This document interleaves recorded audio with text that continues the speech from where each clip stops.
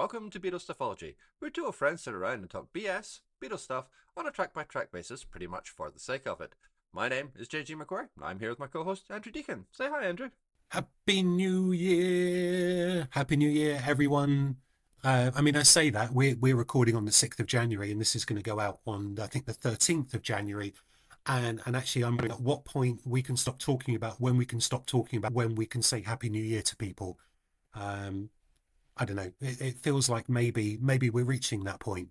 But I haven't seen you for I for think nearly we a might be month, approaching it. so No, I know, it's weird. I was just before we started recording, I said it feels like it's been ages since we've done this, and the reason for that is it it's been is. ages since we've done this. Yeah, so a month has passed, including, those bright shiny lights of Christmas. Have you done anything Beatlesy in the Christmas period? Not specifically over the Christmas period, but since we last recorded, I have been to see the Bootleg Beatles, which was great. That was a really fantastic gig. It sounds so easy to be cynical about it, and that's fair enough, I think, because I don't know, I didn't really know what my expectations going in were, but it was terrific. I thoroughly enjoyed it. Any cynicism was swept aside, and it was a fantastic gig all right. What about yourself? Have you been Well, beetling it and up? before we get into that, I think it's probably David Hepworth who likes to remind people about the fact that the Bootleg Beatles have been going, so much longer than the actual Beatles ever did as well. So they are, much more of an organic entity. It's quite a fascinating thing for that. At one point I'd like to go see the Analogues, but when they do tour the UK, the tickets are really expensive. But that's a subject for another time. In terms of Beatles stuff, not really. Other than um, coming back from America at Christmas with some Beatlesy related records, including the I think it must have come out about 3 years ago now, the 50th anniversary box set, which I got for Christmas from father-in-law, of All Things Must Pass. And I have just been reminded how bloody good it is.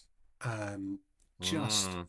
and I think it's when I see people on the twits, talking about some of the songs on Beatles for Sale, about how they're their favorite songs. I think, okay, that's great.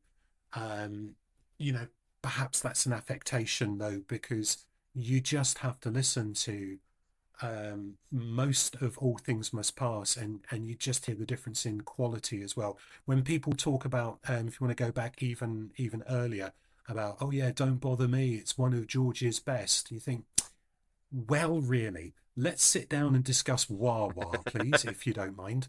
Yeah, I just sort of think, really, have you been listening? But then, as I say, people are allowed to make their own brackets, wrong choices. I've also back the father-in-law used to collect records. He's getting rid of some of them now, so I have brought back some of the Beatles American albums, four of the official Capitol albums. But having bought we've only got back into vinyl in the last year or so, and in doing so, we only bought a relatively cheap turntable, which is now broken, so we've not been able to play that yet. But we'll get that sorted, yeah, which is fine. We did go to Before we went to America, we did go to Amsterdam, and I looked up loads of there aren't that many Beatles links when it comes to the Netherlands. They only played a couple of smallish shows there in a town that's quite removed from Amsterdam. And of course, it wasn't then until I came back and I was listening to something that I was reminded of the fact that what I could have done is booked into a particular hotel. I can't even remember which one now, in Amsterdam, and perhaps stood outside the door where John and Yoko had their bed in. But what can I say? That would be the Amsterdam Hilton, and honestly, it's in the middle of nowhere. It's not even in the city centre, so you're not really missing much by having gone out to do that. So don't worry. I think it's worth pointing out that the highlight of our trip, I do love going to the Netherlands, actually, but I think the highlight of that trip, which sounds a bit dodgy, because it was watching Wonka in the basement of an Amsterdam hotel. Now, that's, yeah, yeah, yeah. Well, now. I think we would just leave that as a statement there, other than to say, a little bit of kudos, please, to Neil Hannon of the Divine Comedy, for some really good songs in there. And that then led me to go back to, in particular, the Bang Goes the Knighthood album. And if you listen to that, you can just hear how perfectly he fits writing songs for, musicals of any form, because the song itself, Bang Goes the Knighthood, it's all about character and narrative in a way that is often overlooked in um, songwriting. And at that point, I could make a link to say, Maxwell's Silver Hammer. But you know what? I'm not going to, because we're not that kind of podcast. Yeah. You could make a link to Honey Don't, which is technically Okay. character Oh, based, you're trying to make maybe. a link to today's episode. Okay. All right.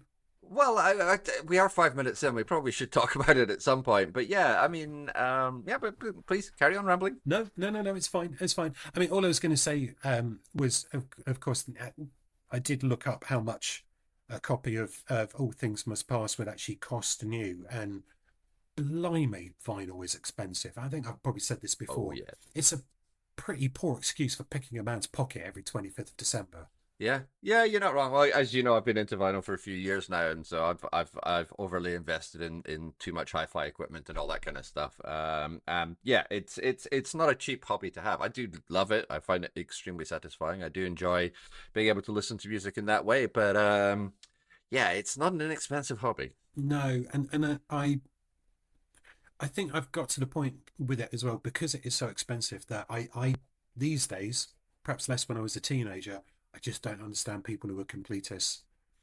And worth mentioning that not that far down the line, there is a McCartney 3 box set special edition that's come out. And I think, well, okay, well, just because it's been released, you don't have to buy it. And well done to those Beatles podcasts I've been listening to who've been saying, not going to buy it, not interested. It's there's nothing there that makes a difference. And for me, that actually applies to some of the um, the solo box sets as well. I don't get it.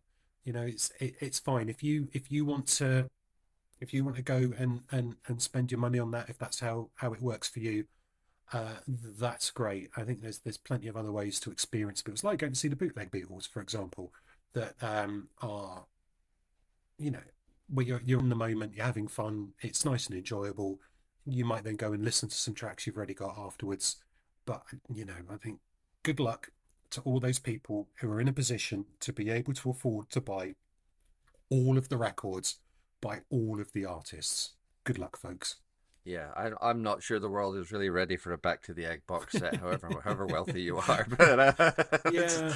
leave that one there for the time being. All right, come on, let's drag it round to the song. Let's talk about Honey Okay. Don't. That's what we're here for. That's what we need to Okay. do. That's what we should do. Sure. Okay. Um, can I do a tug of war reference? Yeah, Okay, always. tug of war klaxon. Honey Don't. It kind of reminds me of the rhythm, but not the tempo of Gotta Get It.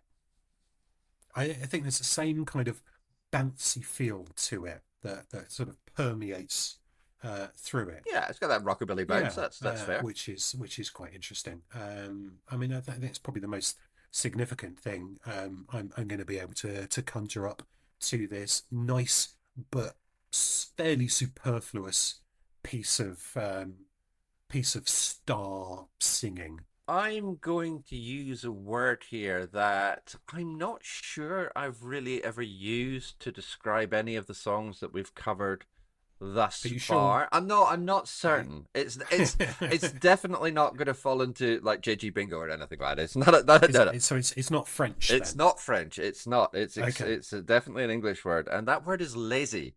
I think this sounds really exhausted. And I know that that's such a cliche to say about this album. It's a tired album. They're worn out. They're on the treadmill. Blah blah blah. But this is the one song. Well, it's not the one song. I think it's maybe the song which most clearly emphasizes just how tired that is. I mean, as usual, we're not going to sort of drag over all the production details, but this was recorded at the end of the album, and it shows. There is no inspiration in this at all. Ringo's trying his best with like, come on, George, one more time for Ringo, and all this kind of. It is not working, and that is unusual. It's a strange. I don't know. It's a strangely kind of flat recording. It's not really. Nobody's giving it anything. And like, again, circumstances, fair enough, that's understandable. But it just sounds flat. You can tell Ringo's not that used to singing it at this point. It used to be a Lennon song, and it's just very there. Okay, evidence for the prosecution, Millard. I mean, you've raised the point that Ringo shouts out, "Rock on George one time." It says, "Rock on George one time for me." Okay, and I would like to introduce a special focus on the words "one time for me," because that, as I've written down here in the notes, hang on, he then tells him to rock on one time again. No, surely it should be George, rock on twice for me, and this time is the first time, and I'm going to tell you to rock on again fairly soon. And the second one, I think if you listen to it, you can sort of hear him losing confidence in what he's saying. So he's saying, oh, hang on a minute. Yeah. Look, everybody loves Ringo, and those people that don't love Ringo don't exist as far as I'm concerned. So please, Ringo fans, Camp Ringo, Ringo stands, whatever you want to call them, don't get us. We're not mocking Ringo, maybe slightly. But to me, this is the epitome of the Vic Reeves club singer when he's singing this. And for our American listeners, just type Vic Reeves club singer into YouTube, and I'm sure you'll come up with clips from a very parodic game show called Shooting Stars, in which he does various impressions of what he calls a club singer. It's how it feels to me. It's not a great vocal, and that's fine. It's effective, but it's reading them talk about who's singing it that I think is interesting, because he talks about having his spot, how he always used to have his spot when playing with other bands, were always Storm and the Hurricanes. He would have his spot. He would sing some songs, and it's like they need to work quite hard at making sure that he has a spot in this set. This set being the album. I think it's like a legacy of the variety era, rather than these days where the front person is the front person. I sort of wonder if maybe this aspect of it has died out a little with Ringo and Maureen Tucker. I don't remember Bruce and actually no, that's a bad analogy, isn't it? Because Bruce Foxton did sing the occasional song with the Jam. Anyway, move on. Your turn. Okay, well covered. Yeah, it's yeah. Firstly, obviously, we are a pro Ringo podcast. That goes without saying. That's fine, but nobody's perfect all the time, and this is definitely one of the occasions where Ringo is suffering. It's interesting because the version of this song, which is on live at the BBC, has Lennon on vocal, and it does make a difference. It's not a great recording, actually. It's a very primitive recording, but there's a confidence in the way that Lennon sings it that really gives the song a bit of a bounce. It is much closer to the Carl Perkins original, and that's fine.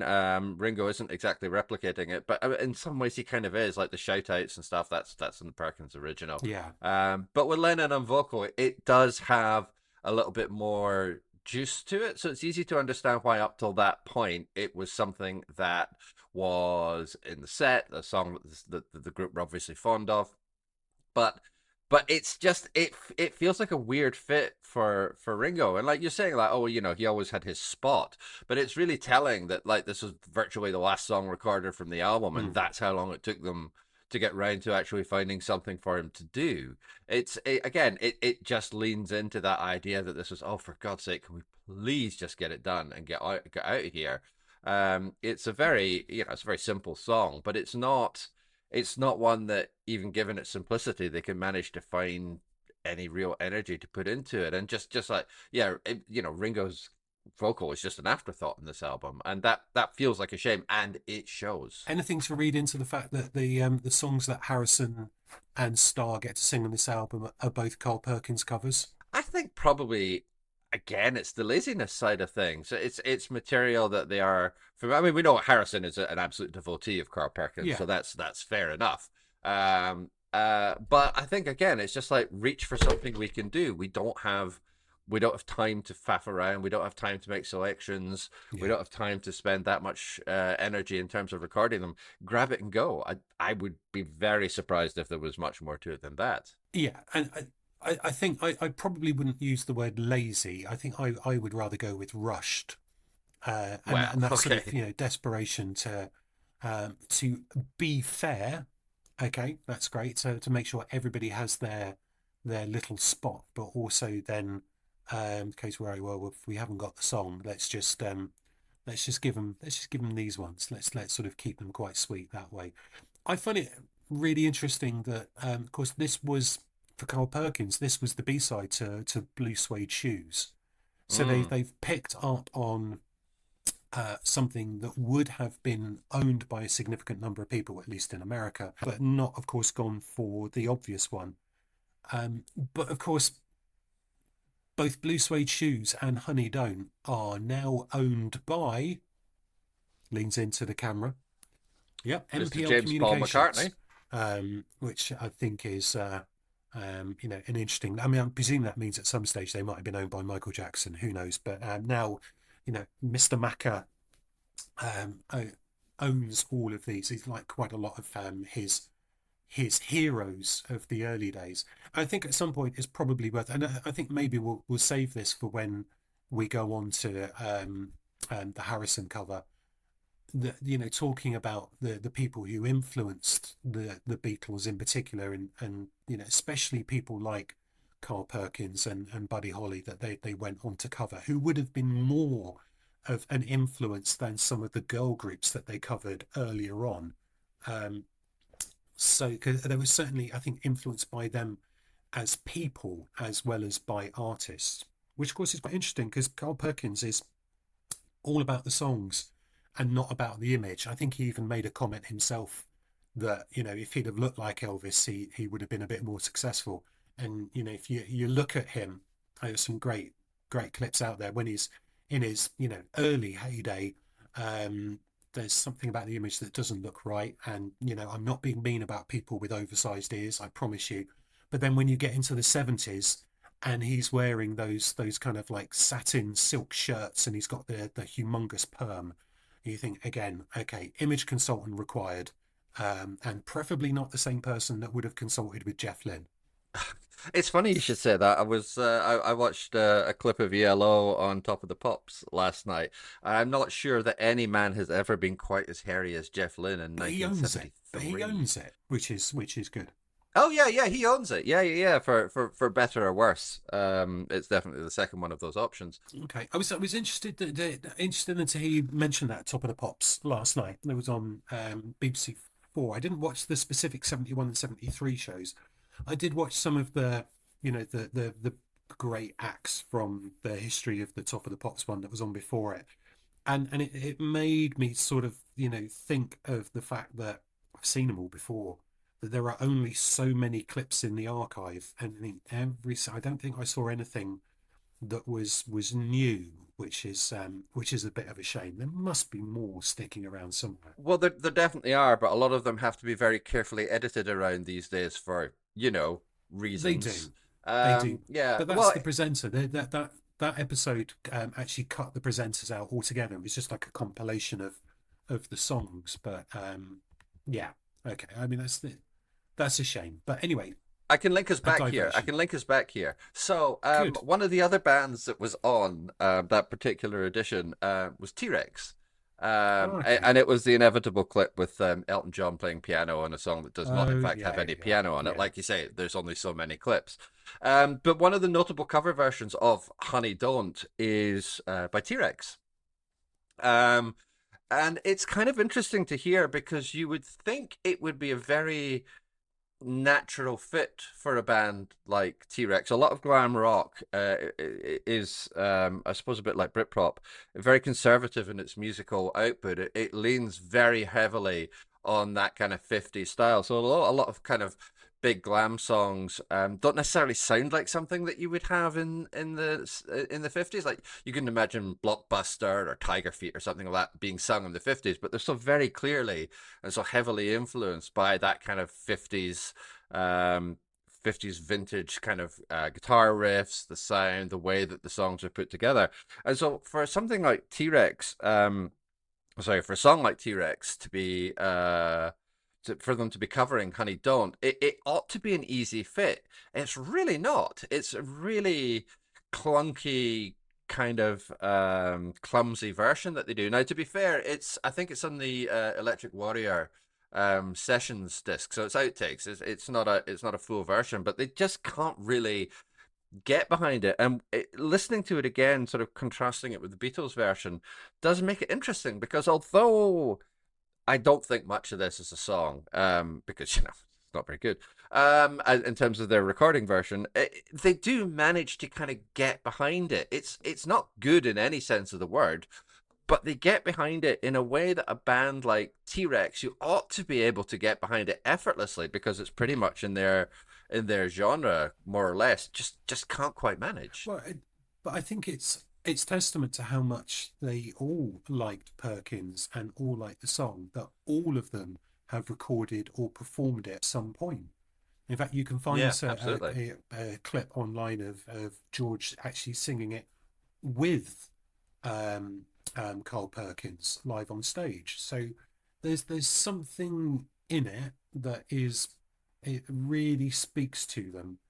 And in fairness, I know I've mentioned the Vic Reeves Club Singer thing, but in places Ringo gives it a really good go, and but however sometimes it wanders, and that's a shame. And clearly they weren't too worried about going back and fixing it because it was in the can, it was done, and we're therefore ready to put the album out.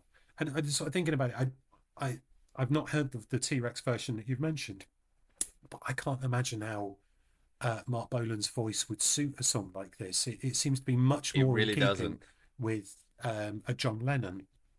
Sort of think on the spectrum, John Lennon and Carl Perkins, pretty much perfect.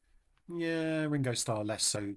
Ooh, I'm not even sure George Harrison's that great for it. But then a long way down the line, you've got Mark Bolan's soft intonation. But okay, at least there's more people sort of expressing their interest in Mr. Perkins. Um, yeah, it's good. I mean, sometimes these people's influence doesn't exist in terms of record sales, but in terms of the way in which they are spoken about by other people.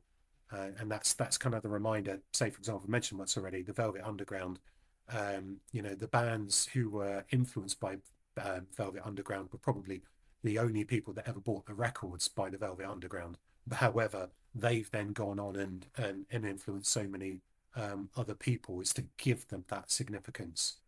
And I think, if you look at the chart performance of Carl Perkins, although he may have had fantastic influence, that it comes from the people who were influenced by him rather than because of him.